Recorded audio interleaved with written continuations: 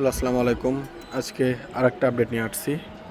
আজকে আসলে আমি এতক্ষণ ধরে এই যে আমার ছাদের যত কবুতরের ময়লা টলা ছিল সব একদম পরিষ্কার করে ফেলছি। একদম 4টা জায়গা সবগুলো পরিষ্কার করা হয়েছে। মানে একটা স্মেল বের হচ্ছিল, সেটার জন্য মূলত করে ফেলছি, যেহেতু এটা একদম এরকম বাসার পাশেই।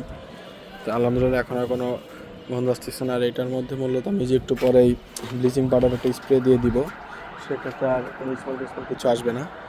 আর এই যে হচ্ছে কবুতরের আপডেট, সবগুলো একদম সুন্দর মতো দিচ্ছে। কন্ডিশনার আলহামদুলিল্লাহ একদম এখন ফ্রেশ হয়েছে আগের থেকে, একটু মানায় নিছে আর কি ওয়েদারের সাথে। এই যে এটাও আর কি মানায় নিছে, মেবি একটু ব্যথা পাইছে সম্ভবত, হয়তো বা। আর নিচেরগুলো একদম সুন্দর মতো দিচ্ছে, কন্ডিশনের সাথে একদম খাপ খাইছে। আজকে একটুকুই আপডেট, আর বাকি আপডেট কালকে দিতে পারবো কি অবস্থা হয়।